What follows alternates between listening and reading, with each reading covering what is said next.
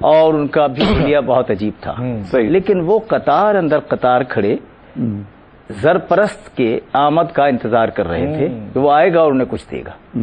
تو جب اس طرف توجہ آپ کی ہوئی اور آپ نے سوال کیا تو جواب نقل کیا ہے انہوں نے کہ حضرت نے ان کے شیخ کو یہ کہا کہ سنو، یہ جو نام نہاد پیر ہیں ان کی توجہ صرف یہ ہوتی ہے کہ مریدوں کی تعداد کیسے بڑھ جائے، مرید کون ہو اس کی طرف نہیں، شکاری ان کو جی ہاں ان کو اندر سے بدلنے کی بات نہیں، تعداد اور ان کے مریدین جو ہیں وہ اپنی ملک میں ملکیت میں اضافہ مقصود رکھتے ہیں، کسی اور طرف نہیں جاتے۔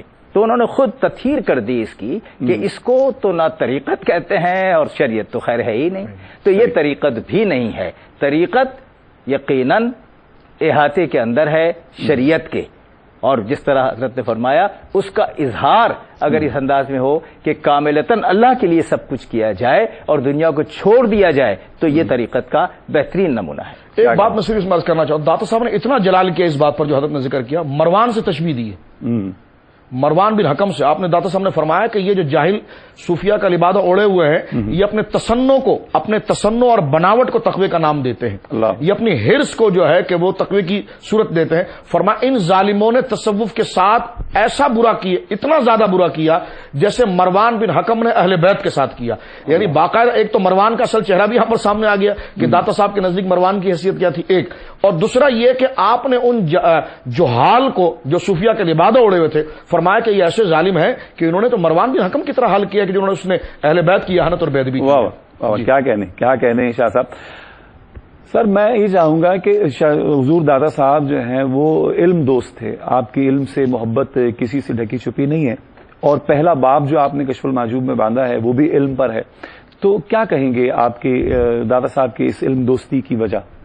بنیادی وجہ یہ کہ داتا صاحب کو اس بات کا پورا ادراک اور احساس اور بھی دیگر باتوں کا، اس لیے کہ وہ ولی اللہ تھے، وہ تو قلوب پڑھ لیتے تھے، اذہان پڑھ لیتے تھے، ان کو لب سے نکلنے والے جملوں کی ضرورت نہیں تھی کہ سن کر پھر حل کریں، جیسا کہ ان کے شیخ نے ان کے ساتھ کیا کہ ان کی بات آئی تو جواب میں کہہ دیا۔ تو اسی طرح یہ بھی قلوب پڑھ لیا کرتے تھے، انہیں اس بات کا اندازہ تھا کہ وہ عہد جو ہے وہ جہالت کا عہد ہے، اور یہ جو جن کو رسوم کہتے ہیں، قیود کہتے ہیں، حکایات بے بنیاد کہتے ہیں، ان کے تابع ہو گئے تھے۔ اس لیے حضرت داتا گنج بخش علیہ رحمہ نے 3 طریقے اختیار کیے۔ پہلا طریقہ اسفار میں نے عرض کیا 40 سال، تو ویسے تو نہیں نا خود، اور اس میں بھی انہوں نے کہا ہے کہ یہ 40 سال کا جو رس اور ست ہے وہ میں یہاں پیش کر رہا ہوں۔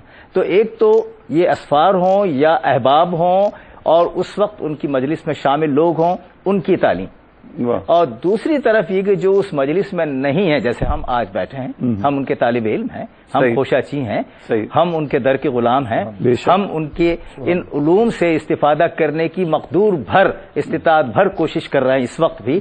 تو یہ دوسرا عمل ان کا یہ تھا کہ میں وہ چیزیں چھوڑوں، میں وہ چیزیں لکھ جاؤں، میں چیزیں بتا جاؤں، اور اپنے مریدوں کو بھی یہ بتا دوں کہ اس سلسلے کو آگے رکھنا تاکہ آنے والے لوگ استفادہ کریں جو اس مجلس میں نہیں ہیں۔ اور تیسری بات پھر میں عرض کروں گا کہ قبلے کو راسخ کرنا ان کا، یعنی اندر سے قبلے کو راسخ کرنا۔ اتنا معاملہ بگڑ چکا تھا، آخری باب جو ہے وہ 3/4 چیزوں پر مشتمل ہے، اور وہی باب ہے جس کو تصوف کا باب کہہ لیجئے، اور اس میں سب سے اہم بات جو ہے معرفت الہی، وہ ہے کیا، کس انداز میں ہوگا، یا یہ کہ اس معرفت الہی کے جو سلوک کے منازل ہیں ان کو کیسے طے کیا جائے، اور اس پر جو آپ پر جبر کا لمحہ آئے اس پر شکر کیسے ادا کریں۔ یہ جو چیز ہے یہ علم سے الگ نہیں ہے، اس کا علم دوسروں تک پہنچانا یہی اس کشف و محجوب کا سب سے بڑا پیغام ہے۔ کیا کہنے۔ اچھا شاہ صاحب، اولیاء کرام کی جو صف ہے اس میں حضور غوث العظم ہو، حضور خواجہ خواجہ خواجہ غریب نواز ہو، یا حضور مجد الفسانی رحمۃ اللہ علیہ ہو، یہ ساری ہستیاں جو ہیں وہ حضور داتا صاحب کی عظمت کے معترف نظر آتے ہیں، کیا کہیں گے اس حوالے سے؟ یقیناً دیکھیے ابھی ساری گفتگو جو قبلہ نے فرمائی اور میں نے جو ہے کہ وہ عرض کرنے کا شرف حاصل کیا، خواجہ حضرت قبلہ داتا صاحب رحمۃ اللہ علیہ کی شخصیت مبارکہ یہ ہے کہ قرآن و سنت کے عالم ہیں اور بہت بڑے مبلغ ہیں، اور عملی طور پر اس چیز کو ذکر فرمایا ہے، اور اپنے تمام تر گفتگو اور اپنے تمام تر استدلال کا ماخذ انہوں نے قرآن مجید فرقان حمید کو اور قرآن مجید کی آیات ہی کو نہیں شوکت بھائی، بلکہ آپ کو تفسیر بالرائے کا ہی نہیں ملے گی، منمانی تفسیر کہیں نہیں ملے گی. منمانی تفسیر کے بارے میں تو حضور فرماتے من قال فی القرآن برأیہ فليتبوأ مقعده من النار. جو قرآن پڑھے اور ترجمہ اس کا اپنی مطلب کا کرے تو اس کا ٹھکانہ تو جہنم ہے. حضرت داتا صاحب کی کتاب جو مسلمات میں آئی اور مجھے کہنے دیجئے کہ جو ماخذ تصوف بنی بعد والوں کے لیے ماخذ تصوف بنی، اس کی وجہ سب سے بڑی یہ ہے کہ آپ کے استدلال کا طریقہ بالکل سواد اعظم کے گوئے کے اتباع میں ہے. جو پچھلی امت بولتی رہی، جو اولیاء کاملین بولتے رہے، جو صحابہ نے عملی طور پر کر کے دکھایا، اور جو مشائخ اجلہ جو حضرات صحابہ اور اہل بیت کی علوم ظاہری اور باطنی کے مکمل پرتو تھے، بلا تشبیہ آپ سمجھیے مکمل پرتو تھے، تو اس حوالے سے وہی تمام تر تعلیمات آپ نے ذکر فرمائی ہے. ٹھیک ہے، اور مسلم جیسا تفاسیر ہوتی ہے اس کے بعد لوگ اس کو فالو کرتے ہیں، اس امام کی تعریف بھی کرتے ہیں. اب تفاسیر کے اندر آپ حدیث کو دیکھیے، حدیث تو رسول اللہ کے دور سے لکھی جا رہی ہے، لیکن امام بخاری کی مدح زیادہ ہو رہی ہے، امام مسلم کی مدح زیادہ ہو رہی ہے. تو جو اہتمام کر کے انہوں نے جو ہے کہ وہ ذخیرے میں سے چن چن کے جو باتیں لا کر جمع کی ہے تو وہ ماخذ بن گئی. اور بعد میں لوگوں نے اپنے لیے اگر کوئی کتب مرتب کی ہے یا اس راہ میں آئے ہیں تو اسی کو انہوں نے رہنما، ان کی تعلیمات کو رہنما اصول بنایا ہے. یہی بات داتا صاحب کی شخصیت میں بھی تھی اور آپ کی تعلیم کے اندر بھی تھی. شخصیت میں عملی طور پر موجود تھی، کتاب کے اندر آپ کی تعلیم موجود تھی. اس لیے حضرت غوث اعظم رضی اللہ تعالیٰ کے حوالے سے بھی بعض ملفوظ میں ملتا ہے کہ غوث اعظم نے گویا کہ اس بات کے بارے میں اشارہ فرمایا ہے. اسی طرح جو بات کی جس طرح کہ حضرت خواجہ نظام الدین اولیاء کا ذکر فرمایا کہ کتنا اسٹرگل اور کتنی ڈھونڈ کر، اور ان کے لیے وہ کس قدر بشاشت اور خوشی کی بات تھی کہ جب یہ کتاب انہوں نے نکھار کر لوگوں کے سامنے لا کر رکھ دی. تو کہنے کا مقصد یہ کہ یہ آگے والی جو ساری شخصیات ہیں، جس طرح آپ نے مجدد پاک کا ذکر کیا یا ان کے علاوہ دیگر جو متاخرین ماضی قریب اور بعید کے جو آپ کے بعد ہیں ان اولیاء کا ذکر کیا، تو جو ان کے مدح خواہ ہیں اس کی مقصد یہ ہے کہ یہ کتاب کتنی مستند ہے. اور پروفیسر صاحب قبلہ نے وہ حوالہ ذکر کر دیا ہے، میں اس کو دوبارہ دہرانے کا شرف حاصل کرنا چاہتا ہوں کہ حضرت محبوب الہی کا یہ جملہ اگر کسی کو پیر نہ ملے تلاش بسیار کے باوجود کہ جناب جو ہے کہ وہ شکاریوں کو دیکھ رہا ہو، کہ جو جیبوں پر نظر رکھ رہا ہو، دل پر نظر رکھنے والا کوئی نہ مل رہا ہو، اور تو میں پیر اس معنی میں کہوں گا جو منگل بدھ اور جمعرات کے ساتھ آتا ہے. لیکن جس کو پیر و مرشد کہا جاتا ہے وہ جیب پر نہیں بلکہ دلوں پر نظر رکھتا ہے. اس کے ہاتھ بظاہر خالی ہوتے ہیں، لیکن قرآن کہتا ہے مما رزقناہم ينفقون، ان خالی ہاتھوں میں کونین کی نعمتیں ہوتی ہیں. بھکاری ان کے پاس آتا ہے، کارخانوں کا مالک بن جاتا ہے، دنیا کے مال و متاع سے انہیں کوئی وہ نہیں ہوتا، اور وہ گونگے نہیں ہوتے ہیں، وہ وقت فتنہ حق بولتے ہیں، وہ پراگندہ معاملات میں سامنے آتے ہیں، اسٹرگل کرتے ہیں، چھپتے نہیں، بزدل نہیں ہوتے. اور یہ داتا صاحب کی شخصیت مبارکہ میں نظر آئے گی. اس لیے وہ علوم ظاہری کا بھی مرکز بنے، علوم باطن کا بھی مرکز بنے. ماشاءاللہ، کیا کہنے ہیں شاہ صاحب، بہت خوب. اچھا سر، آخری سوال آپ سے یہ ہے کہ حضور داتا صاحب کی جو تعلیمات ہیں، آپ کی جو شخصیت ہے، مجموعی طور پر معاشرے پر کیا اثر نظر آتا ہے اس کا؟ انقلاب. واہ، اس اعتبار سے جی بالکل. واہ واہ.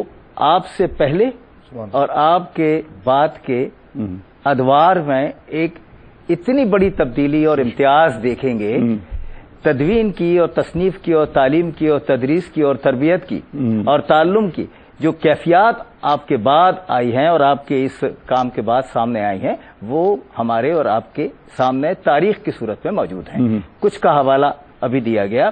آپ یہ دیکھیے کہ سب سے اہم بات کہ آپ نے یہ کتاب فارسی زبان میں لکھی. کیوں؟ اس لیے کہ اس وقت اور آپ کا جو دیوان تھا اس کا 1/3 حصہ عربی میں تھا. آپ عربی کے ماہر تھے، عربی اشعار کے. ایک غزل بھی شامل ہے، ایک شعر تو یہاں دیا ہے آپ نے اس میں، لیکن ایک غزل بھی موجود ہے. تو اس کا مطلب عربی میں بھی، لیکن اس وقت سکہ رائج الوقت زبان فارسی تھی. آپ اپنے پیغام کو ان علماء تک پہنچانا چاہتے تھے جن کی زبان اس وقت یہ تھی، انہیں کسی ترجمے کی ضرورت نہ ہو. اور اس کے بعد اس کا سب سے زیادہ اثر یہ جو حضرت نے جن اسماء گرامی کا اظہار فرمایا ہے وہ تو اپنی جگہ، لیکن ایک نام بھی بہت اہم ہے، وہ ہے شیخ سعدی کا. کیا کہنے؟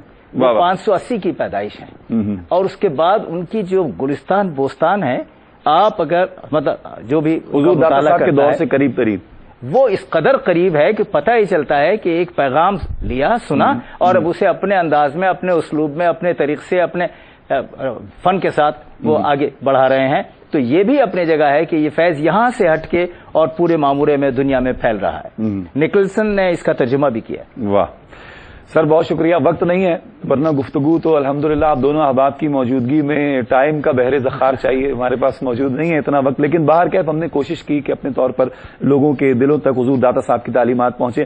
سر آپ کا بہت شکریہ. شاہ صاحب آپ کا بھی بہت شکریہ کہ آپ تشریف لائے. ناظرین محترم، میں بھی اجازت چاہوں گا اس خیال کے ساتھ کہ زمانہ گردش گناہ ہے، اور یہ گردش جو ہے یہ شتر بے مہار کی طرح نہیں ہے، بلکہ جو مقافات عمل ہے، جو قانون فطرت کا جو حصار ہے، وہ اس سے باخبر رکھتا ہے ہر لمحہ۔ اللہ کے ولی آئے، اہل اللہ آئے، اور آ کر انہوں نے صدائے حق بلند کی۔ اب یہ سماعتوں کی قسمت ہے کہ کس نے اس صدائے حق پر لبیک کہا اور کس نے اس سے اعراض کیا اور انحطاط مسلسل کا شکار ہوا، پستیوں میں جا گرا۔ تو کوشش یہ کرنی ہے ہم نے، حضور داتا صاحب کی تعلیمات بھی ہمیں یہ بتاتی ہیں، اور ہمیں اپنے طور پر بھی یہ ایک سبق حاصل کرنا چاہیے اولیاء اللہ کی تعلیمات سے کہ راہ حق جو ہے وہ اللہ رب ذوالجلال کے محبوب سے ملاتی ہے اور اللہ سے ملاتی ہے۔ تو کوشش کرنی ہے کہ اہل اللہ کا جو پیغام ہے اس پر عمل کیا جائے، صرف ہم ان کے ذکر کو صرف ذکر کے طور پر نہ سنیں بلکہ ان کی تعلیمات کو اپنے اندر اتارنے کی کوشش کریں۔ اپنے میزبان شوکت اویسی کو اجازت دیجیے، اللہ نگہبان۔ خدا کا خاص ایک احسان ہے یہ اولیاء اللہ۔ ARYQTV